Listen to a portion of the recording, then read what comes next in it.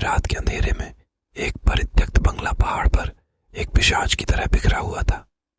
इसकी खस्ता हाल भवन की भित्ति लंबी दिनों के भूले हुए दुखों की कहानियों को गुनगुनाहट देती थी। आज रात वहां पहुंचने वालों के लिए एक भयानक ताकत ने चिल्लाने की कहानी लेकर आई। सारा एक युगांतक इतिहासकार अपने आप को अद्भुत घटनाओं के प्रति आकर्षित करने वाली थी, खासकर भूत प्रेत के बारे में। उसने इस बंगले में एक दुष्ट आत्मा के बारे में अफवाह सुनी थी और वह सच्चाई का पता लगाने के लिए तैयार थी।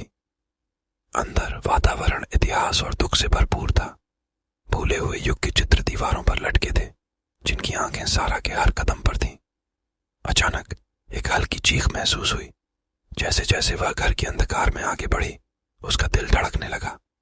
एक विशाल सभागार में प्रेतात्मा ने अपना रूप दिखाया। वह एक पिशाच है, एक पुराने लहूलुहान गाउन में। उसकी आंखों में उसी शोक का अबूजा था जो सदियों से चल रहा था।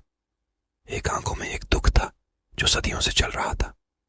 एक दुख भरी चीख के साथ प्रेता ने सारा को एक बिगड़े हुए पियानो के पास बुलाया। सारा, जो कीबोर्ड पर हाथों को हिलाने से डरती हुई, पियानो की एक तार पर हाथ मारा। कमरे में थरथराने का माहौल छवि बनाने लगा और अप्राकृतिक नृत्य करने वाले पियानो कुंडलों में जान दिखाने लगे। भूत की कहानी भावनाओं के माध्यम से सामने आई। वह 19वीं सदी की एक महिला थी जिन्होंने पियानो पर अद्वितीय महारत प्राप्त की थी, लेकिन उसका एक यात्री और धोखेबाज सौंदर्य से मिलने की ख्वाहिश उसे नष्ट कर दी थी। उसने उसे धोखा दिया और उसे दुखी कर दिया। सारा अब भूत की दुख भरी कहानी में रंग लिए हुए पियानो बजाना जारी रखने लगी। हर नोट के साथ प्रेत की दुखी आत्मा बाहर आ गई।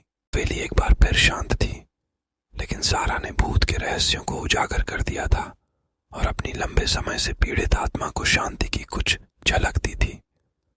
जैसे ही उसने हवेली छोड़ी, वह आश्चर्यचकित होने से खुद को नहीं रोक सकी कि क्या अतीत की आत्माओं को वास्तव में कभी आराम मिलेगा, या क्या वे हमेशा जीवित लोगों की यादों को सताती रहेंगी।